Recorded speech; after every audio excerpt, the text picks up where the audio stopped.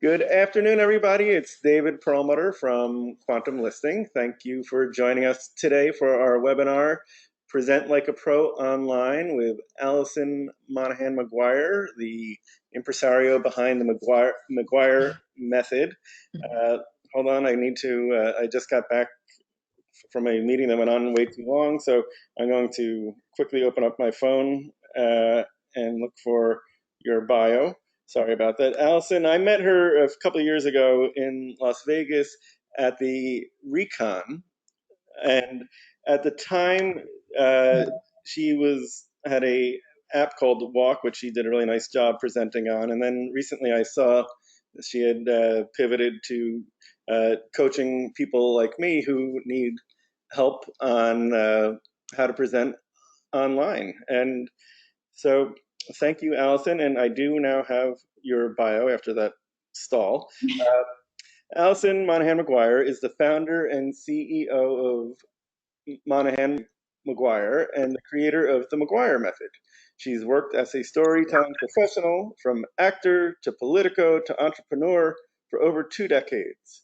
As an entrepreneur, Allison founded and created 2 walking navigation apps, Walk and Sketch Factor. She raised over $1 million, authored 2 pedestrian navigation patents, and attracted a team from companies like Waze, Uber, and Snapchat. After winning every pitch competition in which she entered, including those of BMW and McDonald's, Allison realized her background as an actor gave her the skills to create compelling public presentations. With these learnings, she created the McGuire Method, a storytelling framework that combines acting techniques with business applications to give innovators, from C-suite executives to sales teams, the skills to present as the best version of themselves. And David, I'm just going to say my bio kind of, I think, just goes on and on. So I can just give. We all get the really, really impressive. So, and really, I'm very excited to have you here, because this is something that all of us were forced into learning how to be better at. And thank you for sharing your time with us today. I think I'm going to steal that. All of us were forced into learning how to be better at it. Excuse me. Hello. Well, nice to meet all of you people who don't have your cameras on and are just letters. I trust that you are human beings, although if you are bots from Russia, okay, that's fine too. My name is Allison McGuire. As David said, thank you so much for having me. David and Julia, this is a super fun online class. We only have an hour, so there's a lot that we're going to go through, and it's an interactive presentation. So both David and Julia are going to give me a little mini presentation, and I'll give them some coaching. And then at the end, if we have time, maybe one of you can go and I can give you a little bit of coaching too. So yeah, I just didn't want to continue boring you with my bio, because I'm going to talk about myself for a second anyway, but I'm going to jump in. Can you all see my screen?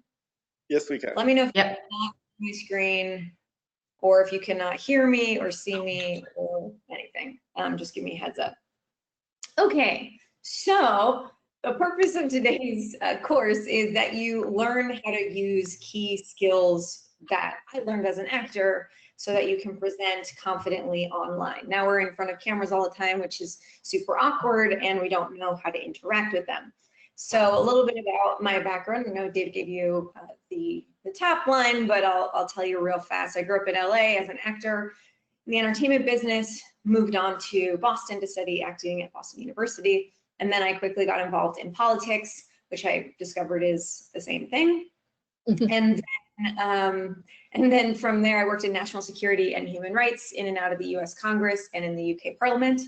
And then from there, I decided, you know what, I just want to go work in tech, and worked for a tech company for a while, and then struck out on my own, creating a couple of walking navigation apps. And as David said, I entered in all these pitch competitions, and yes, I did win all of them, which is great and very ego boosting. I say that less to flip my hair, although I will. But more that I realized that my acting training gave me an edge, because I had learned how to be comfortable in myself and really tell captivating stories. And that not everyone has spent hundreds of thousands of dollars on acting training. So people who were smarter than me or had better ideas didn't have those skills. So I thought, what if I start training people on those skills? So I built out the McGuire method, which no, it's no coincidence that it's called the McGuire method. My last name is McGuire because, as you can see, there's nothing other than naming things after ourselves these days. I think that's the only, I mean, I guess there are other things we could do, but that's all that I know how to do. So this is the McGuire method, which at its core is a combination of acting principles and business applications. So you don't just learn how to roll around on the floor, which is what I paid money for people to teach me how to do, but really how to apply those to real life. And so at the intersection of which is that core McGuire method methodology in both telling the stories and then presenting as your best self.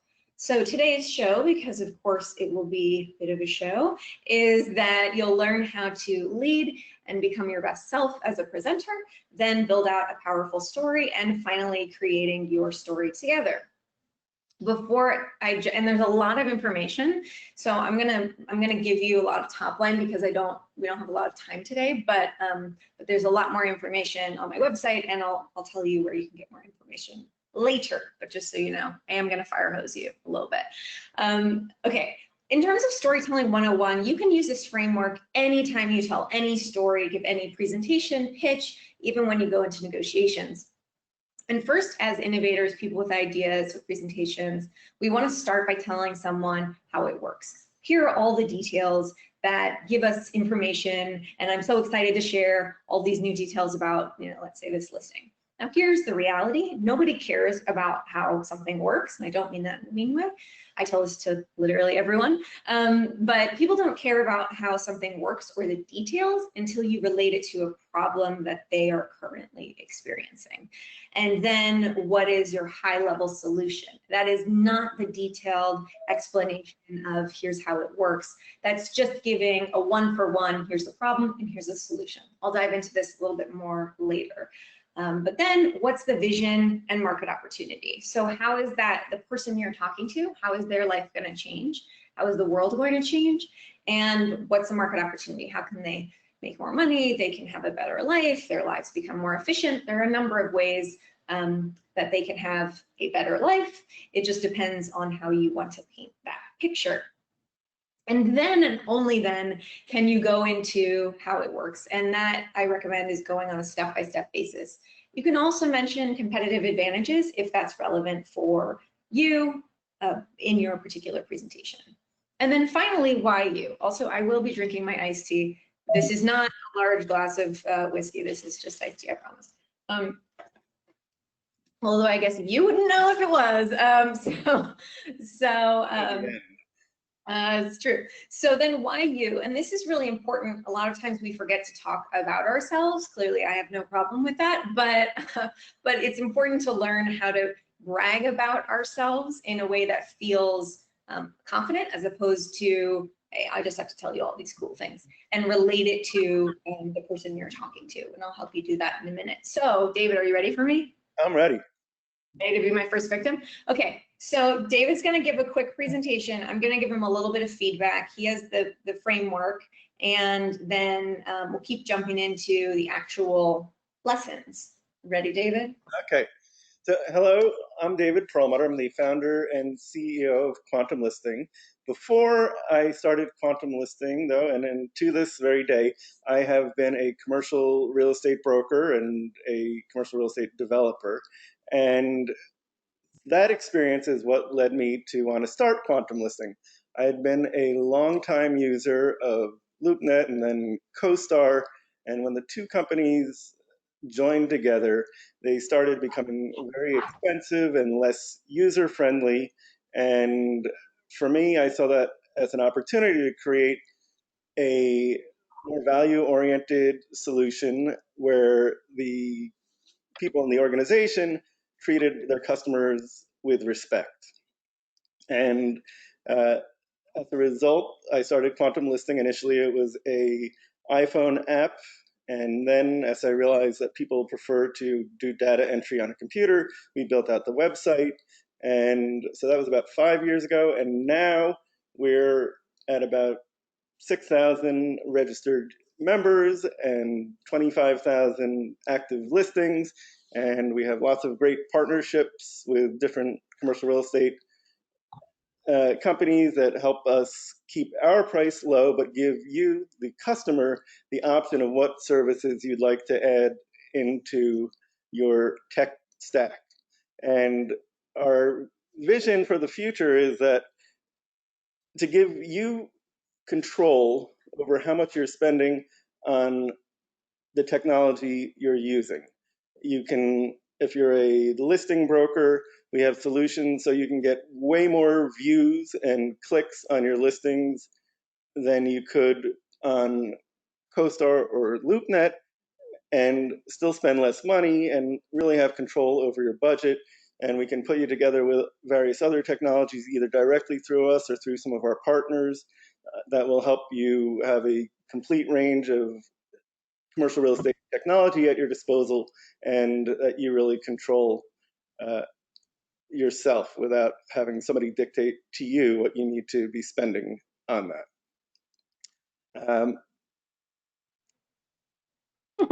Okay, I hit a roadblock. We're good.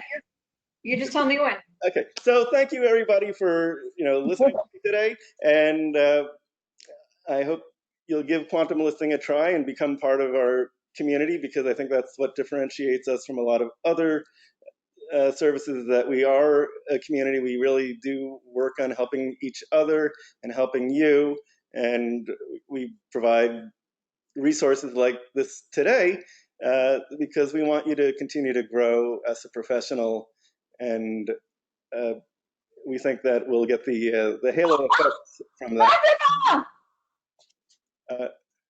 So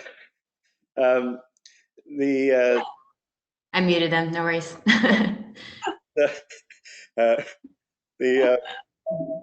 Sorry, that threw me off a little. I'm sure if I were a better actor, I would have just been able to power through that. So thank you again for listening today, and we hope you'll give quantum listing a try. And then if you like it, tell all your friends about it, because that's how we're going to keep growing. Great. All right. Well, normally I say give them a hand, but everyone's muted, so well done. I would unmute everybody, but that would probably take up another 5 minutes. Way to erupt.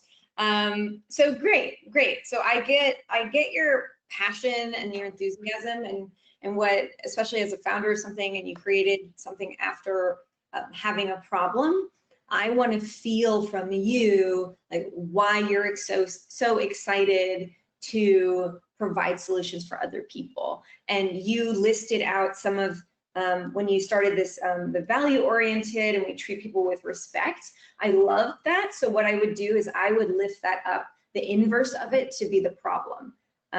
As opposed to, I wouldn't start with your bio. I would just say, I would give them the context and the landscape of like, here's what I've seen, or here's what exists in the industry right now. And it's some inverse of treating people with respect and value oriented. And so as, and then, so I'm now, and so let's see. So now quantum listing is, and then give a high level description, which is platform, which treats people with respect, has values. And then you can say, as I started as a commercial broker, and you don't have to start by justifying yourself. Start by addressing the problem that your audience is feeling. And then the app versus website, you don't need to tell them like whatever the solution is right now. You can, when you go into how it works, you can say on our website, you can find this, and this is how it works when you interact. I really liked that you said the vision of how we can help people with the listing broker. I would say if you can set up that in the problem side to start, of like you're not getting enough views, or you'll have to spend an exorbitant amount of marketing, like lift up those pain points that people are already feeling, and then that way you can weave that throughout the rest of your story, which includes on the vision side. And then you said without dictating, I forget the exact sentence, without dictating something. I guess, how much do you need to spend for, and what, yeah, I think it's. Okay. Maybe without dictating your budget or something like that? Yeah, so I would set that up as the problem as well. And then say, we don't dictate, you take the control, you take the reins, and make it about your audience. Like, they're the ones now who get to make the choices. They're the ones who get to set their budgets, and you work with whatever they have. You are there to provide, and then at the end, like, hope you'll give it a try. I think this makes us different, and we provide resources like today. What I would say is, and this is something I usually go through, which is words like think, hope, feel, believe, try, you should just eliminate, because then it undercuts your message. So if you say, like, give us a try, like, this is, try meaning like, I'm trying to do this thing, not the word try, like you can never use that word again. But when you say it as I'm trying, like do or do not do try, don't try. But instead of I hope you do, like I hope you check us out, like just check us out, give us a try. Here's the benefit that you're getting, because you already set me up and taken me on this story and journey. And then you said I think our differentiators are, so I just nixed the think, but like our differentiator, or just we provide resources like this for you to help get you to the next up level your career, or get you on the top, so that you're just showing them all of the things you're providing them, as opposed to explaining we're doing all of these things. Like, I hope that you'll check us out. Got it. You see the difference? Yeah, I think cool. That's right. Do you want to go again, or do you want to wait till the end? Let's wait till the end. See if let me ruminate a little. I'll probably give you some more tips. But thank you for being my guinea pig. I really appreciate it. Great. I really value that. Going with zero information when I start. Okay, so this is a high-level informational course about or lesson about how to present like a pro online. I do have, as I mentioned, this online course that I will give you more details about, but my website is McGuireMethod.com. You can check that out there. But I do want to tell you, I'm not going to be able to get through all the information that, of course, everyone would love to hear. It's not because I don't want to, it's just a matter of time. So let's get into Act 1, which is how to become and present as your best self. So how do you do that? In 3 ways, and you'll discover I love 3s. The first is that you create a presentation persona. That's a heightened version of yourself. Then is that you mesmerize a crowd. So you get them excited about what the thing is that you're presenting on. And finally, then you transform fear, and fear, at least fear of public speaking, and that can be with a small group of people or a group of thousands. It doesn't have to be in front of a huge crowd. That used to be the #1 fear in America, more than death. I think maybe COVID is now, but I would say that it's still a top fear. And the reason we fear presenting is because we don't want to be socially ostracized by our peers. We don't want to look dumb, we don't want to feel stupid, and so we would rather not put ourselves out there, we would rather die, which is like, that's a fact, that's not something that I made up. So when I entered in these pitch competitions and when I started my first company, and when I had worked in national security and human rights, like me in national security as an actor, I felt like a complete imposter. And if you don't know what imposter syndrome is, I'm jealous. If you've never experienced it, I'm extremely jealous, which is feel like you don't belong, like someone's going to tap you on the shoulder and say, hey, we meant for somebody else to be here, not you, you're not qualified. And so I was super nervous, I was really uncomfortable in myself. And I thought, okay, well, I'm an actor at my core. Why can't I, and actors tell great stories, why can't I get there?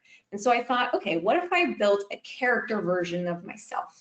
And she was the one who was presenting, and she was the one who was confident, and so she was a badass. And so I built this presentation persona, which looks like her. So I bought clothes that look like her. I walked and talked and dressed like her. So I'm going to give you a quick, Julie and David, I decided I am going to show this pitch video. I hope you can hear it.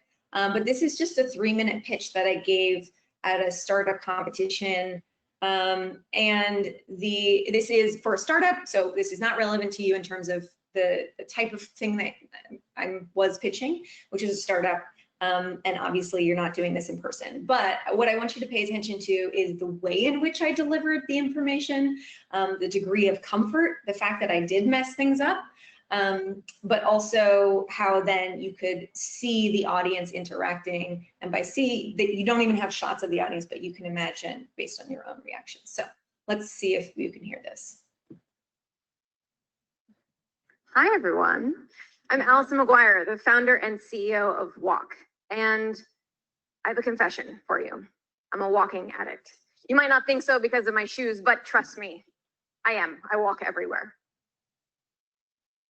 You ever been walking someplace unfamiliar and suddenly your navigation app tells you to head north? Did you turn around and around doing what we call the smartphone pirouette? Or maybe like me, just start confidently walking in the wrong direction? Well, Walk, thanks. Walk eliminates these frustrating problems by giving you directions based on visual cues. Turn right at McDonald's, left at Starbucks, so that you can navigate with confidence and get to that lunch meeting on time. So how does it work? Our proprietary orientation technology exists nowhere else in the world that I'm aware of. We give you directions like you'd give a friend. Walk toward Macy's, for example, if you're in Union Square. And how do we make money? 2 ways. One, advertising.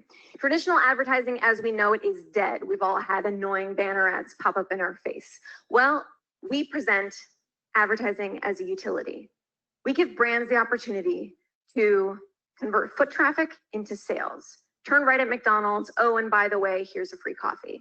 In fact, McDonald's paid us $49,000 to start developing this feature. Don't worry, we own the IP.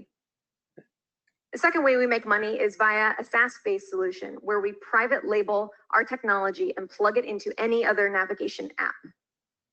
Keeping in mind that if you take a boat, plane, train, or a car, you have to walk some segment of that journey. The past year has been a complete whirlwind. We have won a number of competitions in addition to Plug and Play, thank you, which have been McDonald's Innovation in Transportation Challenge, BMW's Future of Mobility Competition, and WeWork's Demo Day in New York, where we're based. So why us and why now? So not only am I obsessed with walking, but so is my team. We've done this before. We've created top grossing apps and designed navigation systems all over the world. My team is full of A players. Our art director, for example, worked on The Simpsons and Cartoon Network. Our head of business development headed business development at Waze. We're frequently called the Waze for walking. In addition, we've gained revenue, we've gained investment of nearly $1 million, launched our version 1.0 with those funds, gained intellectual property, just got an email that we officially trademarked the name Walk. And we've been mentioned in numerous media outlets across the globe. Why am I here today? 2 things. One, I'm looking for cutting edge brands that are interested in emerging technologies that will convert foot traffic outside your store doors into sales. And 2, I'm looking for savvy investors who are interested in joining our $1 million round, of which half of which is spoken for, that are interested in building the Waze for walking. Our version 2.0 is what we're building now. And that will give everybody in the room the ability to input information so that you can walk toward things you care about and away from things that you don't. The Waze for walking. If you're interested, email me, shortest email of life, a@walk.me. Thank you. Okay, the reason I don't stand in front of this is because I've memorized it, so then I'm mouthing the words and it's just annoying for you to watch me and also me. But anyway, I did see that it was really slow in the display, so I will send Julia the YouTube link if you want to watch it. So there was a little bit of a delay there, but what's going on here? Come on, you can do it. Okay, there we go. So why this works, a number of things. Someone introduced me before I got on stage. It's especially important, and this is true, especially for women and people of color, and this is something I wish weren't true, but it just is that if somebody else introduces us, especially a man, that we gain more credibility. Again, wish it weren't the case, but I'm here to help you deal with the world we live in right now. And it's great for everyone. I'm just saying in particular, It's great for us. And what that does is it gives you an extra layer of credibility before you even start talking. So even if you are a minute late to a presentation, or someone like David, you can have him on all your calls and just have him introduce you. I just volunteered you, David, for that. I'm sure you're just waiting for more work. But anyway, it's great for somebody to at least give a little bit of context as to who you were. The next is that I did not get everything right. You couldn't really see because there was that delay, but there were a couple times where I stumbled over my words or was a little bit awkward. It looked even more awkward on the video that you probably saw. I was like not as awkward, but there were some awkward things. But because I'm comfortable with who I am and the way that I present, the audience just wanted to keep me moving. And just keeping in mind that your audience wants you to be successful. They want you to give them the next best thing. They're not hoping you're just going to fail right in front of them, unless they're sociopath, but I'm not worried about sociopaths at this point. The next thing is timing. I was very clear and deliberate as to when I spoke super slowly and when I moved things and spoke much more quickly. When you speak much more quickly, that indicates some degree of excitement, as opposed to when you slow things down, it shows that it's time for people to pay attention. And that's the way that you can really get people's attention in a super simple way. The next is language. When you're thinking about how to piece together any type of presentation, because you're going to write down your pitch, you're going to write down your presentation, you can put in information, you can look at each, and this is what I do for a living. I don't expect you to do this with every single presentation you ever give, but look at the words and what the momentum or the feeling is behind the word. So a word like pepper, pepper is an upper as opposed to luxuriate. Luxuriate sounds more calming. So you can't say pepper like luxuriate and vice versa. You can't say pepper, like sounds like you've had too much of the bar, or luxuriate sounds like you have luxurious Tourette's. So when you unpack that a little bit, you get to understand what is the emotion. Do I want people to feel excited? Do I want them to feel more calm? And then you can piece your language according to that. Finally, I had an ask. So when you're giving a pitch and a presentation, it's so important to ask people to do something. And what David did was he said, and I didn't tell him to say that, but he said, check us out. And that gives something for people to do. So it doesn't just feel like, and that's all I have to say, like, that's all folks, goodbye. And then you run out of frame. So as you go to create your own presentation persona, I'm not going to go into all the details, but I want you to start thinking about television characters that resonate with you. Maybe, and resonate means you love them or you hate them. You don't have to have their job. You don't have to look like them or even live in their universe. But maybe someone like Walter White from Breaking Bad, or I Love Lucy, or Annalise Keating from How to Get Away with Murder, someone from A Cast of Billions, or Queer Eye, or perhaps Dora the Explorer, who is so curious she showed up twice. Do not discount children's shows or animated shows as well. The reason I say television characters is because we tune in again and again, week after week, to see what type of trouble they get themselves into, but also how they deal with tough situations and in moments of extreme joy. This is most important, and this is something that I created, and this is what I would love to spend the entire time going through today, but sadly don't have time. But as I worked around the world, I've now worked with hundreds of innovators from different cultures and backgrounds and sexualities and ethnicities, genders. And what I've realized is that there are 9 different types of compelling presentation personas. And a lot of times people will come to me and say, hey, Allison, I'm not extroverted, I'm introverted, or I'm focused on data, or I just get things done, or I'm not like running around the screen like you are. And so I can't present well. And that's just not true.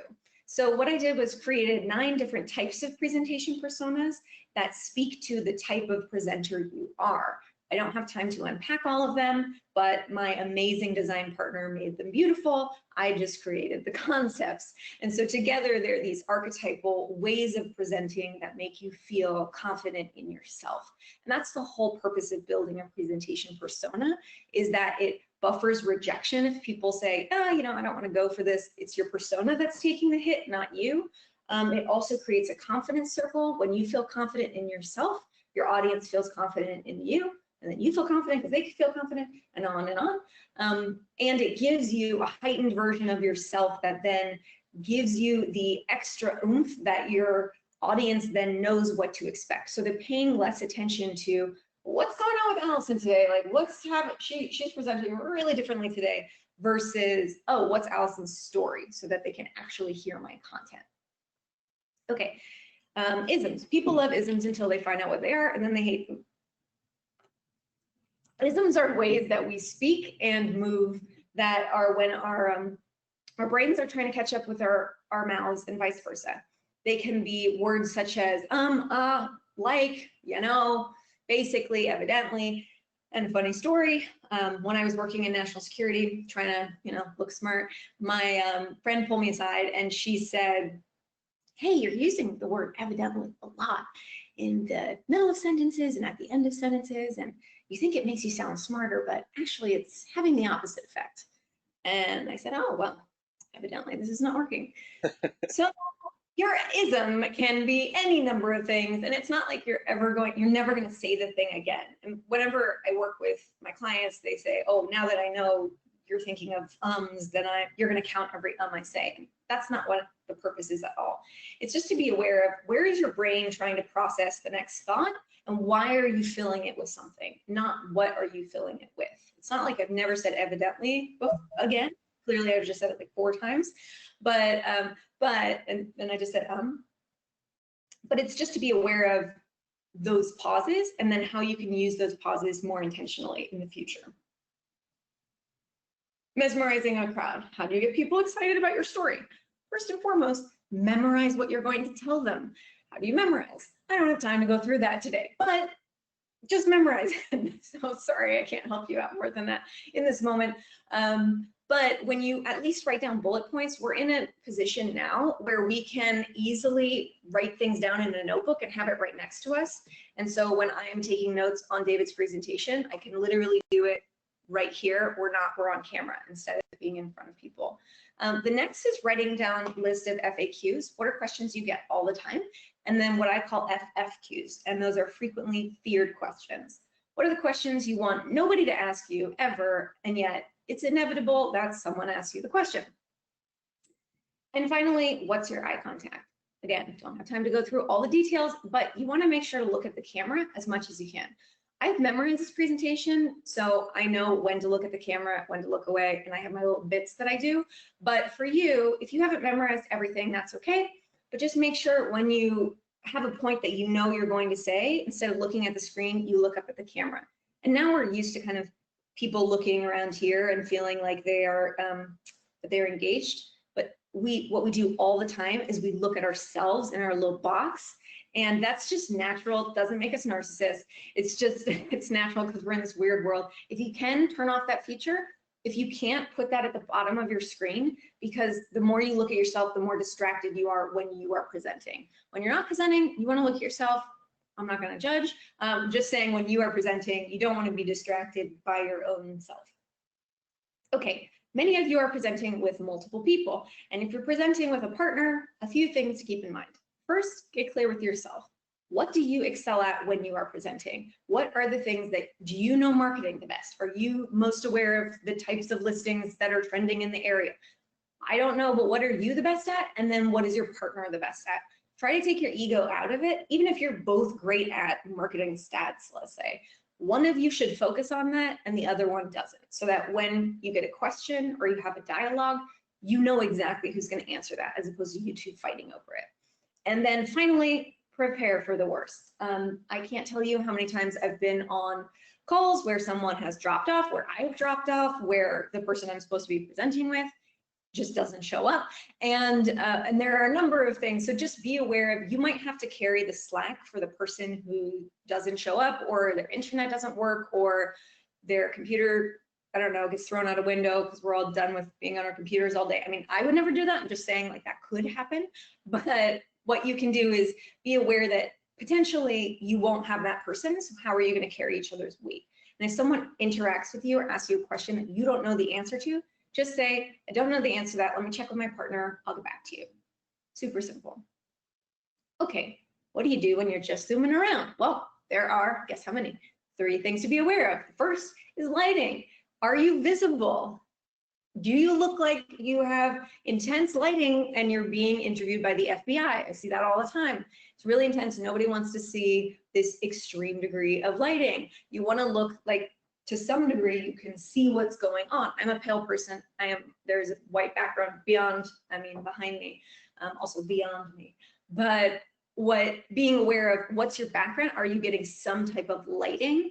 Because I've also seen people do the Cheshire Cat thing, which is all their lights seem to be off except for when they smile, you can just see their smile kind of floating in the darkness. Don't want to see your smile, I came to see you. So make sure that your lights are on. The next thing is that there's your camera and your microphone. Make sure that your camera's on if you want it to be on. If you want it to be off, make sure that it's off. There are all sorts of stories about people doing inappropriate things because they didn't know that their camera or mic was on. I have this little thing called a privacy slider, which you can buy on Amazon. You just slide it on, so you can't see my camera right now, and then you slide it off. It's really great also for you to just have on normally for privacy. But I recommend highly having that on, always keep it on, and then when you want to turn your camera on, and then also slide that thing off, so you know you have physical control of that as well. And then the mic, ask your audience if they can hear you and say, hey, can someone speak up or write in the chat if you can't hear me? And then the last thing is, once someone says it's time for you to present, just give a confirmation, make sure that everyone can hear you, can see you, so that you can progress on. They can see your slides if you're presenting the slides so that you can progress on. Okay. Now, let's say you think, okay, now I have some great tips and tricks, although I'm super nervous or very uncomfortable presenting online or just presenting in general. How do I deal with that? Well, here's how you transform fear into fearlessness. First, it's important to just know where fear exists and how it manifests itself. It starts in our bodies. If you pay attention just to how you're sitting right now, are your shoulders more forward or back? And if you pull them back just a little bit, that signals to your body that you're feeling more confident. Our voice, when we get nervous, our voices tend to get high and sometimes shaky, and we tend to speak really quickly. So if I say to someone, hey, is that report going to be on my desk on Friday? And they respond, yeah, it's definitely going to be on Friday. I know it's definitely not going to be on my desk on Friday. So if you just slow things down, you can't maintain that high register. Yes, it's definitely going to be on my desk on Friday. That's very different just because I slowed things down. Finally, our heads. Most importantly, how we tell ourselves and get ourselves psyched up about the stories we say, hey, here's what's gonna happen. I'm gonna fail, I'm gonna be the worst, I'm gonna look dumb, people are gonna hate me, and on our brains just go and tell ourselves these crazy stories. Now look, the worst possible case scenario, yes, you might bomb. I don't have time to tell you the terrible times I've bombed. That's for another day. But you might bomb. That's just reality. But the worst case scenario, the worst actual case, is that you're either dead or in jail as a result of your presentation. That's the worst case scenario. So barring those two things happening, you will survive unless you're presenting on Ponzi schemes related to real estate, which if you are, don't tell me about it. I don't want to know. I'll have to turn you in, but you shouldn't be ending up in jail and you shouldn't be ending up dead unless your house, I don't know, I live in California, caves in or there's an earthquake suddenly. But that's not because of my presentation, right? The other thing is that the prevailing wisdom is when you present, calm down, just like chill out. Now think about the last time you were feeling really nervous, stressed, anxious, and someone told you to calm down or relax. Were you immediately like, oh God, thank you so much, like that? That's all that I needed was just for you specifically to tell me to relax. And now I feel, oh God, I feel so relaxed. No, you probably said, now is not time to calm down. This is a very stressful time. Or maybe that's just me. But what happens is when we feel nervous, anxious, stressed, that's an energy frequency up here. When we feel relaxed, calm, cool, collected, that's down here.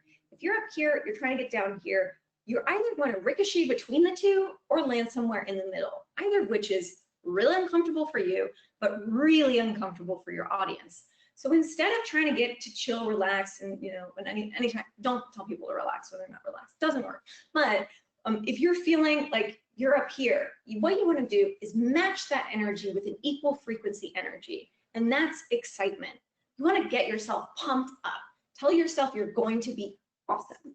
and listen to music that makes you feel powerful. I highly recommend Sia's song Unstoppable. Makes me feel really great, and I hope makes you feel unstoppable too.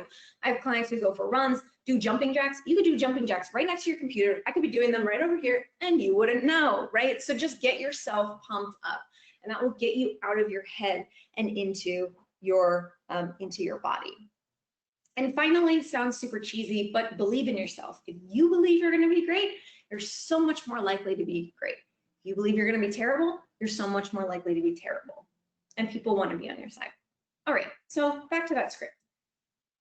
You don't want to start with how it works. Instead, you want to start with what is the problem that my audience faces. Always start with that problem. And then always go to the solution at a very high level. Then what's the vision? It's the market opportunity. How does it work? By the way, I'll break these down in a minute. And why you? Okay, so why should I care? That's the problem statement.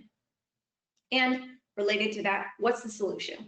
So if I say, the point of a problem statement is to get people nodding along and feeling, yes, I have that problem. I hate that thing.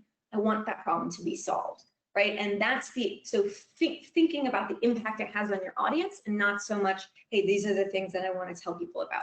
Then making sure that your problem statement matches your solution statement. So if your problem statement is, so for my walking app, what I had said before that wasn't working was navigation technology is made for for drivers. Okay, that's just a terrible, really wordy and too many big words. But that was literally my original problem statement. And then I said, walk gives confidence to walkers. That was terrible because giving confidence and driving technology to like navigation apps, they had nothing to do with each other. And so you want to make sure that they match so that it's a one-for-one example and people can start to follow along in your story. Then when you go into, and normally I would have you write down all these things and I would pause and I would have you write them down and pause. But I'll give David and Julia the slides so they can pass them out later. But this is the framework that you do want to use, and you can certainly go through and do this later. But vision, market opportunity, big picture. Make it so that, I mean, exactly what David was saying, like imagine a world where, and then fill in the blank. Those statements tend to be like, just think about painting a picture that's bigger than what they see in the room or while they're sitting on their couch. And that statement really gets people out of their heads and out of their like direct, what's this meeting about, and into this vision. And there are all sorts of different, as I mentioned before, presentation personas. One of them is called the motivator. The motivator is really focused on big picture thinking, visionary type person. And if you're not a motivator, that's totally fine. There's an operator, let's say. Operator is just someone who gets things done. They have spreadsheets and they have plans and they spot inefficiencies. And a lot of times people who are operators tell me like, well, I can't motivate, I can't paint a vision. You absolutely can. You can say, here's how we're going to, it's just a different type of vision. Here's how all the efficiencies are going to be, inefficiencies are going to be addressed. And here's what your world is going to look like now that those things are working so much more efficiently. Like just paint the picture of how the problem is going to be solved with your unique solution. What's the market opportunity? How are they making money? How are they going to have a better life? And a lot of, I mean, I would imagine, I think with, this is some assumptions here, but you're not just talking on a one-off relationship and then, okay, I have a one-off relationship, now I go on to the next person. I think what you're working on are longer term relationships. So you want to have the person on the other end think about big picture, how you can help them consistently, not just as a one-off. And then you can go into how it works. So that's the platform to use David as an example. This is the platform. Here are the different features we have. Here's how we support you. And here's how we're better than our competition. We care about you.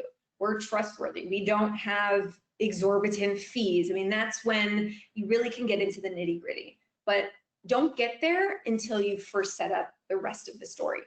You can also, like I did in that pitch, you can separate things by saying the problem is, the solution is. It might sound super simple, oversimplified to you, but the reality is that people can then follow along with your story more. And because we all live in our own heads and we think, oh, I know the story, like, obviously I'm talking about the solution now.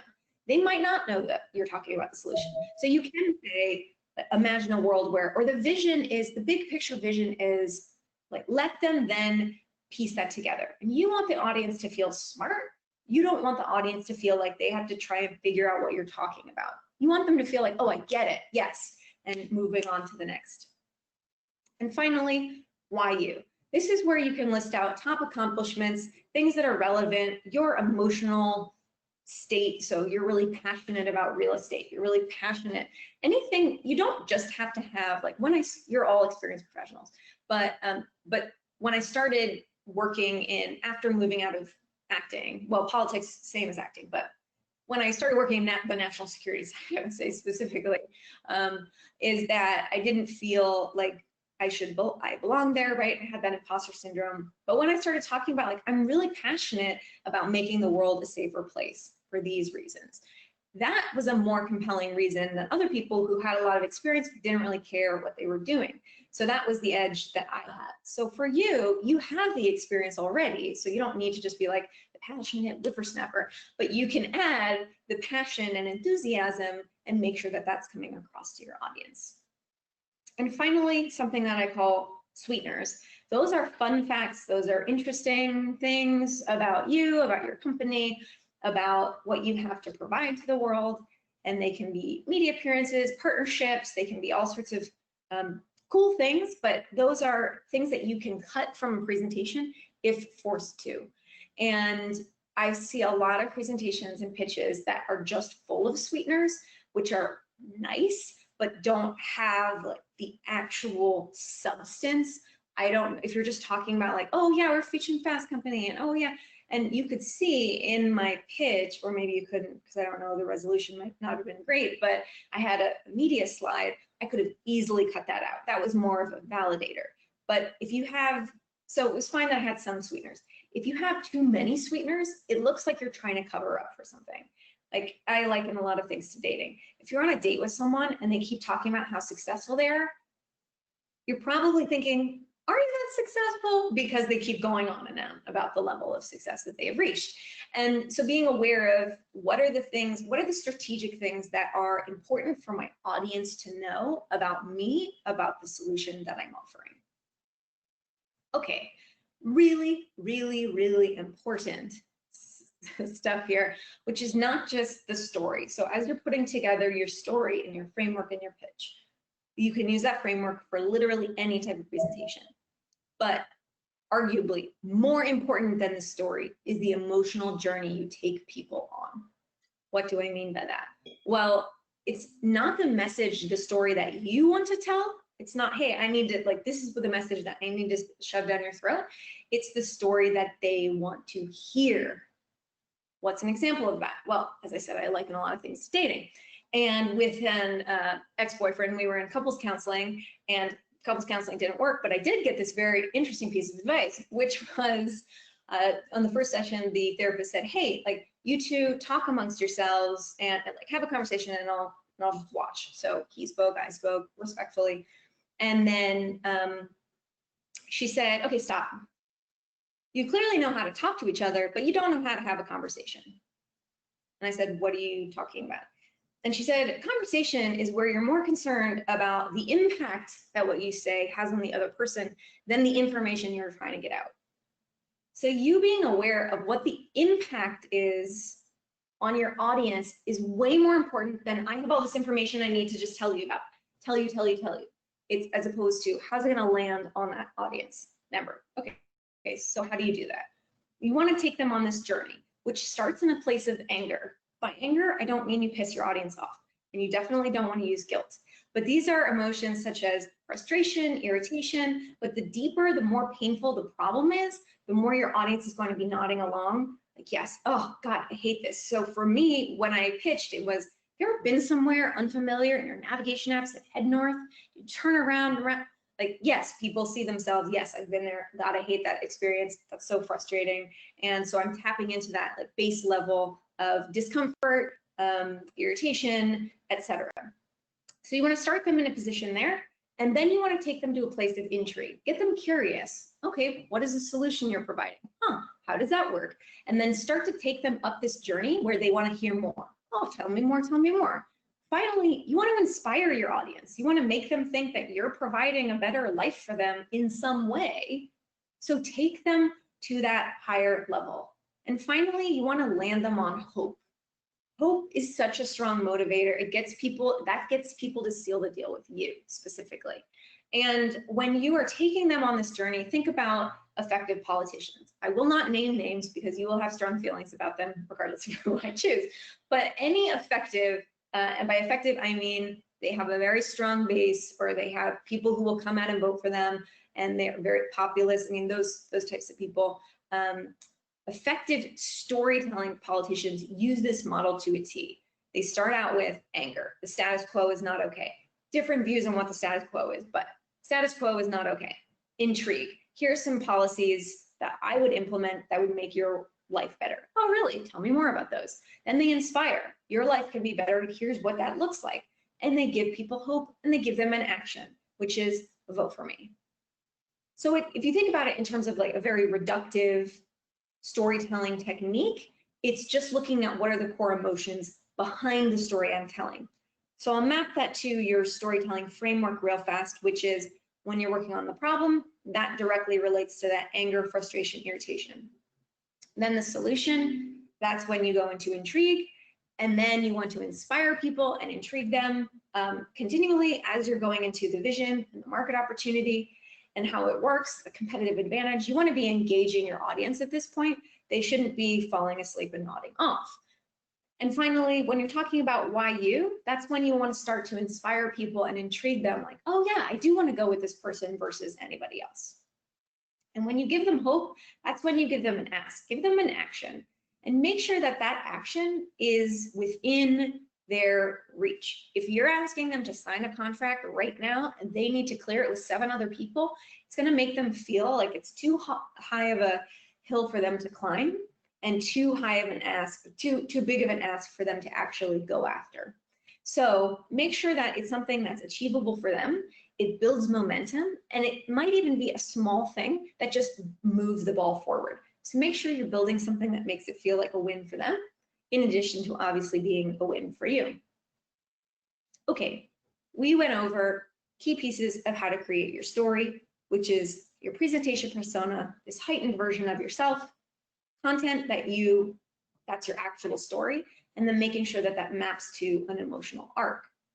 And that is the general overview of the presentation, which is, if you remember nothing else from this and you just go to sleep tonight and you're like, okay, well, I'm kind of done with that, I want you to remember, please memorize your presentation. If you can't, if it's a really long presentation and you don't have time, that's okay. Just write down the top 3 points that you want people to walk away with and what's most important to them. Make your story emotional. Remember, it's not about the story you want to tell. It's about that story they want to hear. And finally, believe in yourself, which sounds super, super cheesy, but believing in yourself is more important than anything else, and your audience is on your side. So even if you give a mediocre performance or story, but you give a really great performance because you feel really good about yourself, your audience is much more likely to engage with you and forgive those maybe minor mistakes or hiccups that you've had along the way. So that is the presentation. I will tell you on the actual course, it's a 4-week course, so you can see that it's a much deeper amount of information where I do go through how to build that persona from a foundational level. You look at what your traits are and what are your unique traits. You get your friends and your family and your colleagues to pull that together with you to see what makes you inspiring from their perspective, and then how to create those actual stories, getting people off their couch and not so bored, and finally how to present as your best self. And what I was telling David and Julia the other day is that this course is very different in that it's not just, hey, you just watch me talk like this for 4 hours over 4 weeks, but instead it's really interactive. You will take a lesson, then you'll record a mini presentation video. I will record a feedback video for you, and we'll do that for 4 weeks, and then you'll have coaching with me. So that's how that works. And thank you so much for having me. And if we have time, we can go into questions, or you can go again. David, it is up to you. But thank you for having me. Let's ask people if they have questions first, because, and then if we have extra time, I'll be happy to, because I've been thinking about it as I've been listening to you and absorbing everything. So Julia asked, how do people sign up to get coached by you? Oh, so you can go on my website. You can go to themcguiremethod.com. You can sign up there for me to, I can give you more information there. You can sign up for our newsletter, so you can go into all of the different services that we have. You can also email me directly. I usually don't give out my email, but David or Julia, you can share that with them. Okay, happy to do that. Sounds good. Anybody else have questions? Justine says, thank you for another great presentation for us. And thank you, Allison, and she learned so much. Thank you, Justine. And she said, thank you, David, for being the example. So thank you, David, for that. So, anyone else can give a mini presentation if you want mini coaching. Up to you. You guys, it's your rodeo. all right. I'll give you 10 seconds for somebody to raise your hand. Was that a raise your hand or a fix your hair, Casey? All right. 4 o'clock. 4 o'clock. So, all right. Justine, do you want to try? Oh, no, I'm fixing my hair too. We're fixing, we need to board this in before we sign up website. We're not on the spot actresses here. No way. David, I'll go, but mine is the same as yours, so I don't know. I think you should go, because then you can both see each other's different styles of presenting, but also different types of messaging, and then you can use that to inspire each other. I recommend that. Julia, you're on. All right. Hello, everybody. I am Julia with Quantum Listing, and I am our customer success manager. So to give some background, Quantum Listing was started because of a problem in the industry, which is that the traditional listing services, and I won't name any names, but you can take a quick second to think in your mind what I might be talking about. They're not affordable. And not only that, but their services are often impersonal with a lack of focus on customer care. So our friend David here, the founder of Quantum Listing, and a lot of other real estate professionals, they shared this frustration, and Quantum Listing was created as a listing service that is value-oriented, treats people with respect and care, and gives endless opportunities for your listings to be seen without having a large effect on your budget at all. So our vision and one of our slogans is that we give your listings maximal exposure while giving your budget more freedom. So like Allison's imagine statement, imagine a world where your listings are seen everywhere, but your budget doesn't change. So we encourage you to join the movement and become a part of the domino effect that we are orchestrating. The more people that join, the more that everybody benefits. And you can start today. You can register for a free trial. You'll get the first 30 days free, and it couldn't hurt. It can only help. Okay, give her a hand. And I'm done. You can't hear anybody. Follow the formula. Yes. Well, I have the advantage over David of listening to Allison for 45 minutes. The first guinea pig always has a harder time, but great. So I love that you weave the problem throughout. I would start, and this is David, something for you too to talk about, but I would start just jumping into the problem and how people feel about that, as opposed to going into David's background. I would say that at the end in the why you section, like why us? You know, here's our experience. Here's why we were started in the first place. So when you go into the, you said often impersonal, so you gave, this is something that as actors we call notes. So it's feedback. So whenever we give a presentation or whenever actors give a scene, they do a show, the director will come to us and say, okay, Allison, try it like this, or have you thought about it like this, or I didn't really like that thing. Those are called notes. and we get those whether we like it or not. And so a note that I've gotten my whole life is show, don't tell. What that means is like, give me examples, show me how that relates to my life, as opposed to just telling me the information. So what you did both of those things. You said things like these solutions can feel like they can feel often impersonal. So that's you telling someone how they're feeling, as opposed to saying like, and this will sound oversimplified purposefully, I'm exaggerating for effect, but do you feel uncared for? Like, do you feel like nobody cares about you when you're looking for a listing platform? They don't care about your budget, they don't care about you individually. Well, guess what? We have a tailored solution that blah, blah, blah.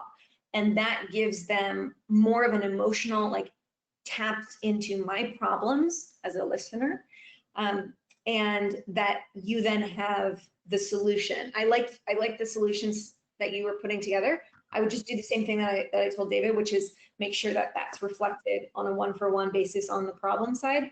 And what both of you mentioned, kind of buried down a little bit, was the budget side, which I think you should lift up to the top. And you can talk to, I mean, the people who are on the call and ask them, you know, if you were to rank the problems that you have that we solve, which is the most painful that we can solve the best? And that's where the intersection of like, what's the most painful for your customer? What are you solving the best? Focus on the painful problems that they have. And what I encourage everyone to do is list out all the problems you're solving and then rank them based on what's emotionally the most painful for people. And then when you said our slogan is da da da, don't say our slogan is, just tell me the slogan, like, because it's a good slogan, just weave that in. And then I love the vision stuff that you, what was the vision statement you said? The vision statement I said was imagine a world where your listings get exposure everywhere, but your budget is hardly affected. Great. So I would use that as the premise. Like, that's the problem, that's your solution, and you weave that throughout, and then imagine a world where, and then you're opening their minds, right? So the problem is your budgets are ballooning and you're not seeing any results. I'm just making this up. You obviously have. So I really like that statement. I would base things off of that. And then I would say the domino effect, more people that join. You definitely don't want to say like, it couldn't hurt, because that's like, you know, like it couldn't hurt if you kind of like the try thing. Yeah. As opposed to it being more of a compelling value prop for your listener. So I would say, and the domino effect, the more people, don't make it feel like work for people to do. Like, so I sign up, but then I have to sign up other people. You just say the power of you joining is you're contributing to X number of listings, or now that's growing our platform. But don't make it about you. Then the more people that join your platform, the better it is for the other people. Because in this ask, or in this mini presentation, you want to just get them to move and to join and to be excited about that, and that they don't have to then go and do extra work for that to occur. Yeah, that makes sense. So that's me. Cool. Great job. Else have questions before we say goodbye and thank you? You said you have. Pardon me? Well, you said you have a question? I was asking if anybody had questions. Oh. Oh, I do have one question though. And is it advised or ill-advised to start your presentation with a story? Totally depends on what the story is. If the story is all about you, no. Like, I saw a presentation, a guy gave a pitch, and he said, well, I used to be my job at Salesforce was this, and I did this, and my problem was this. And it's like, I don't care about your problems until you relate to my life. And I don't mean that in a mean way. I don't care about, meaning audience. I don't care about anybody's problems. We all have problems. We all have a lot of problems now, but we all have problems, right? And so if the story is about them, or if it's, sometimes I've seen people use humor, and one of the presentation personas is the entertainer, and that's somebody who uses humor throughout. So there might be like a mini joke, but going into a story that I'm people are trying to like get to, okay, where is this going? So it depends. I can't answer on a blanket level, but generally speaking, I would figure out if it taps into the problem your audience is feeling, then yes. If not, then. Okay. All right. Whew.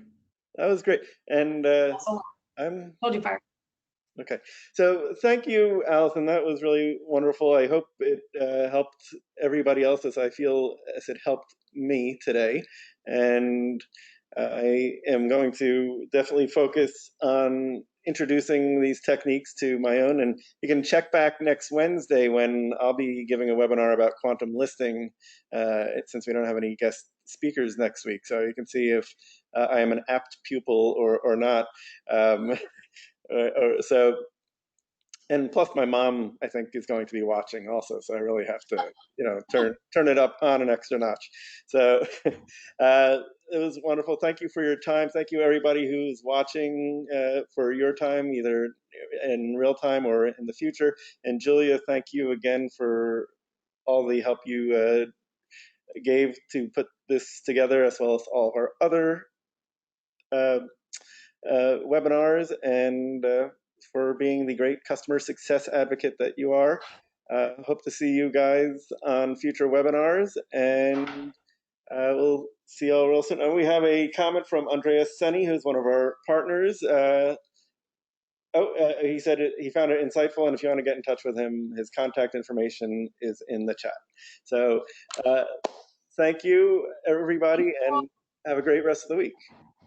Okay, take care. Bye. Thank you so much.